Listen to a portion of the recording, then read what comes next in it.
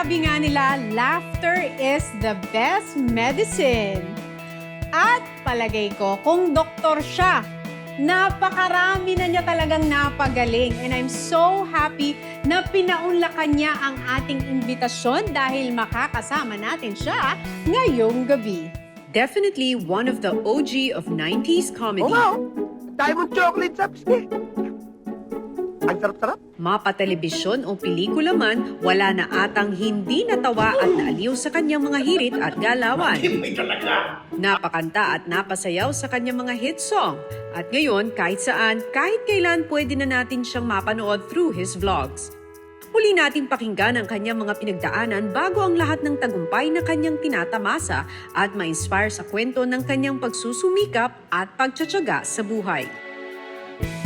He's a comedian, singer, actor, TV host, at ngayon vlogger na rin. Ibang-iba talaga siya. Let's all welcome Kuya Bayani Agbayani! Yes! Talaga naman! Magandang gabi.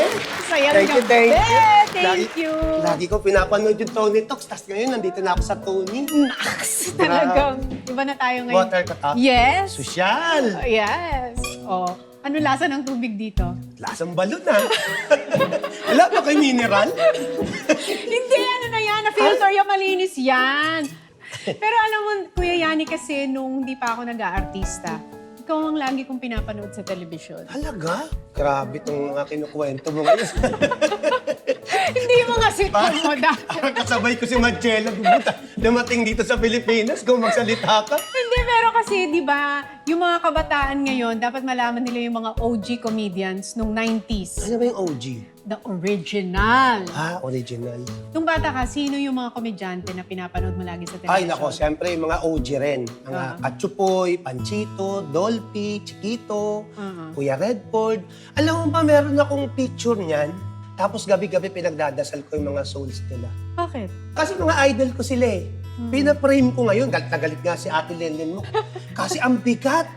Kasi ang bigat ng siguro mga isang kotse. Yung pinaframe mo? Ewan ko ba't nilagay ginawang bakal? Pero nung bata ka ba, pangarap mo na maging komedyante? Hindi. Ay, hindi. Hindi ko nga alam kung na magiging artista ako eh. Oh. I believe in destiny. Yeah. Yeah, because sa destiny, believe in itself. So, ano pangarap mo lang nung bata ka? Gusto ko maging seaman. Kasi lahat ng kapitbahay namin na naging seaman, nakita ko, pag umuwi, ang daming chocolates, ang daming pasalubong sa mga pamilya nila. Sabi ko, yung mayaman yung mga nagsisiman. Eh, ang gusto ko nun, maiahon sa kahirapan ng nanay at mga kapatid ko. Yun lang naman lagi ang panuntunan ko sa buhay. Hindi nga ako naniniwala na magiging maganda yung buhay ko eh. Pero sabi mo nga, pag binigay sa'yo ng Diyos, ibibigay sa'yo ng todo-todo. Kasi ang tatay ko, 3 taon pa lang ako, namatay na. Tapos 5 kaming magkakapatid. Ako yung bunso. Ako lang yung lalaki. 6 kami. So paano ko makatapos ang pag-aaral? Eh yung mga kapatid ko, hindi rin agad nag-asawa na rin kaagad. Hindi ka rin nakapagtapos nun? Pinatapos ko yung sarili ko. Nagkargador ako sa Divisoria. Tapos natrabaho ko kay Kuya na kargador ako sa Divisoria. Namimili kami ng prutas tsaka ng gulay. Ilang taong ka nang ginagawa mo yun? Siguro- Elementary? Hindi, high school. Pagkatas ng high school. High school. Kasi pagkatapos ng high school, alam mo ba nag-high school ako, isa lang ang uniform ko. Isang pang puti at saka kaki. Kaya bago ako makatapos ng 1 taon, nagiging 2. Kasi ang binibili kong pamasko, kaki. So, paano yun nilalaban mo pagkatapos ng school? Oo. Pag hindi ko nilaban yun, di ang baho ko na. Pag Hindi, biyernes na. hindi. Ang pista nun. Kasi araw-araw mo nilalaban. Araw-araw yun ang Oo. suot mo lang. Pero Isa. nakagraduate ka. Na-graduate ako ng high school. Full but deserving student. Yes. Tapos, nung college na, enroll ako ng enroll. Wala naman akong pang-enroll. Para ako si Raulo. Pupunta ako sa Ano mga school? PMI. Oh. Kasi seaman, Oh. diba? Nautical. Ganito ang presyo. Tapos punta ako sa nanay ko. Nay, eto daw po yung babayaran. Magkano ba? Bawa, mga 600. Oh. Sabi nanay, ano babayad natin dyan? Ba't pinapunta niyo pa ako doon? Sa Santa Cruz pa naman yun. Tapos isip na naman ako, sa kaya ako mag-enroll. Enroll na naman ako. Tapos hindi rin kaya ni nanay. Hanggang naisipan ko, sabi ko, titigil muna ako ng 2 years. Pumunta ako sa FTI, kung saan kami nakatira dati. Sabi ko, Kuya Nap, sama mo na lang ako dyan sa Divisoria, mamimili-mili. Hindi ko pa sinasabi sa kanya na pag-aralin mo naman ako, siyempre baka mabigla, di ba? Hindi ako tanggapin. Ang ganda nung unang dating ko.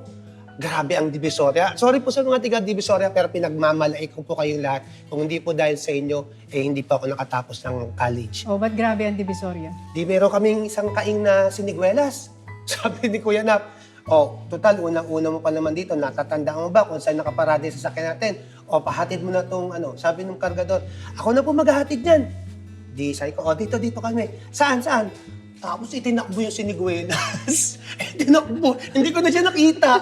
Paano ang sasabihin ko kay Kuya Nap? Tinakaw? Unang gabi, Kuya, dinakaw yung siniguelas. Pagdating ni Kuya Nap, asan yung siniguelas? Hindi ako makapagsalita. Hindi ko naman pwedeng kinain ko lahat yun. Isang kain yun, di ba? Sabi ko, Kuya Nap, itinakbo ng mama. Kilala mo ba yun? Hindi ko alam yun. Ba't ba binuhat? Hindi ko rin po kilala. Binuhat niya. Hindi rin pala namin parang kilala. Pero si Kuya Nap siya nagpaaral sa'yo, no? Oo. Hanggang ngayon, nakikita pa rin. Pag birthday niya, pinupuntahan ko pa rin siya. Minsan sinasama ko siya sa bahay namin. So, nagtatrabaho ka, tapos nag-aaral ka. 4 a.m., dadating ako sa galing ng Divisoria. 5, pumapasok na ako isang oras pa lang ako natutulog. Ha? Ilan taong ginawa yung paano ka nabuhay 4 na taon. Wala ka alas tulog. Pag pauwi na ako, lagi ako nagigising kasi sa FTI yun, yung Manila Transit, nagigising ako lagi sa terminal. Hindi ko na kayang hindi matulog. Oo. Kasi minsan, kaya nga dito dati, tapos lapad ang noo ko, nauumpog lagi yan doon sa ganun ng bus eh. Oo. Kasi minsan nakatayo ako. Pagdating ko ng mga 6 o 5 p.m. sa FTI, tinutulog ko na yun hanggang 8, 3 hours. Ang maganda sa PUP before, every other day ang pasok, buong maghapon. So yung isang araw ko, yun, pahinga ko. Pwede ka magpahinga. Pahinga. Pero yung pagpapatawa, bata ka pa, nakakatawa ka na. Sa mga tsuhin ko, sa mga kapatid ko, pero hindi ko pa rin iniisip na magiging comedian kasi wala naman sa lahi namin ng artista eh. Sinasabi na sa'yo nakakatawa ka? Kung nakakatawa ka, ba't hindi ka mag-artist? Pati mga kaklase ko ng college. Ginawa ko nung college dahil pinag-aaral ko yung sarili ko. Hindi ka na nakakapagsalita, pasensya ka na kasi dire-diretso na to. Sige, dire-diretsoy mo na. Ang binerkada ko lahat, babae. Bakit? Kasi para magkaiba kami ng interest.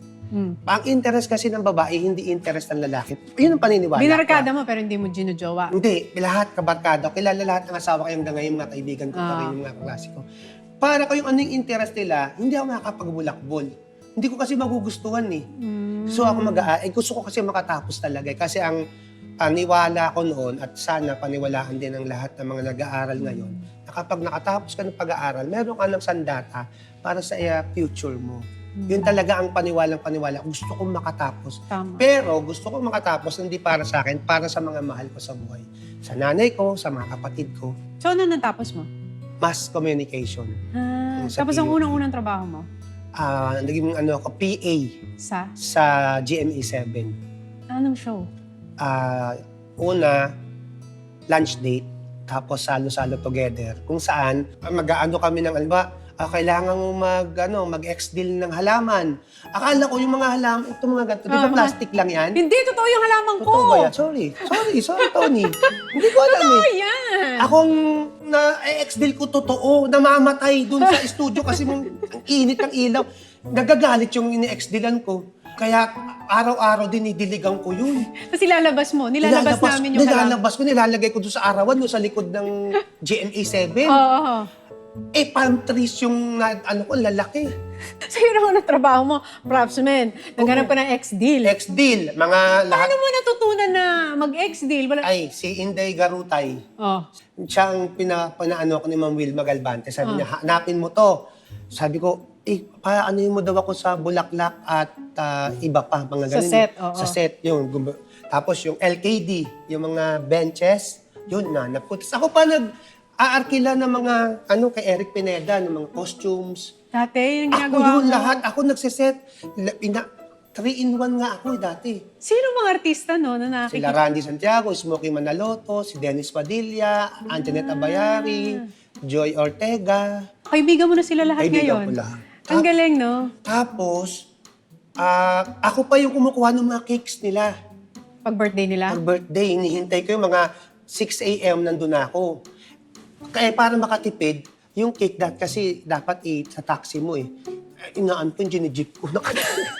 Tapos, Hindi natutunaw. liquidate ko yun as taxi. Papauso na lang ako, UHM Chopilo. Yan, tapos mga 50 pesos. O, may 50 na ako. Dumidiskarte ka na lang sa Oo, gano'n. dati yung balloons, pinuputok yun sa umpisa ng game sa Salo-Salo Together. Bumili ako dati nun, hawak-hawak ko, nakasabit ako. Gumagalaw-galaw yun. Ako nakasabit doon sa Aurora Boulevard. Sabi ko, naku, sa 50 pesos, baka mamamatay pa ako dito. Ginagano ko. Hanggang natutunan ko, bumili akong pambomba. Bumibili ngayon ako, nasa box lang. Tapos binobomba ko dun sa minsan nakakalimutan kong bombahin. Binomba ako nung director, si Vincent Tibuncio. Saan, ano puputukin? Yan, walang hangin. Paano puputukin yan? Pinaganon siya ako. Minanwal mo? Manual. Pinaganon sa tinago yung Pinaganon ko. 50 perasos. Nung time na Nagkabeki ako eh. parang di nawala. Ako nga. Alam mo si Alex, pang-alaro sa akin yun. Oo, pang-beki. Dati kasi nagka-Becky ako noong grade 3. Sabi niya, di ba nagka-Becky ka ng grade 3? Alam mo, hindi nawala. Salbahin. Oo, salbahin kapatid mo. Kapatid mo malapit na maging kriminal. Kunti na. Mga 0.1 na lang. Pero nung time na nag-PPA-PA ka, hindi mo nakikita sarili mo na magiging on-cam? Hindi pa rin. Hindi na nag-PA ako. Tapos, si Cesar Cosme na may hawak kayo ng comedy ng Bubble Gang, ng channel. Nagbabulgang ako, talent. Yan, di ba si Cesar Cosme, creative. Yes. Saka, siya yung writer, tapos ginawa akong assistant writer niya. Bakit kanya ginawa assistant writer? Natatawa siya sa'yo? Hindi, si Ma'am Wilma, sabi ni Ma'am Wilma, mag-assistant writer ka lang kasi lagi kang pawis-pawis. Ang dami kong binubuhat eh. Binubuhat ko yung set. Kulang na nga, buhatin ko pa yung mga staff dun eh. Ala, hindi ko alam. Akala ko nga dati, nung natapos ako ng Pascom, akala ko kargador ako eh. Hindi ko alam na natapos akong college. Umiiyak ako sa nanay ko. Ako bumibili ng alambre. Lahat ako inuutusan nila, fishbowl. Ganun Pag ka nag-meeting pili, no? sila, Edwin ng nickname po. Bumili ka ng fishball. Tapos kumuha ka na rin ng isang stick. Ganun trabaho ko dati. Tapos hanggang para makatipid ako nung naging PA na ako, yung opisina nila na may multo raw, tinirang ko pa yun sa Villa La Golondrina sa Green. Doon ka tumira?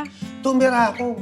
Alam mo, natakot sa akin yata yung multo, hindi na nagpakita. Pero nakita ko sa panaginip ko na kulay pula na babae na nasa CR. Kaya hindi mo na ako nagsi-CR noon. Naliligo ako sa labas. Pag may dumadaan jeep na, naliligo ako doon. Doon ako umiigib kay Martin Rivera sa MAD.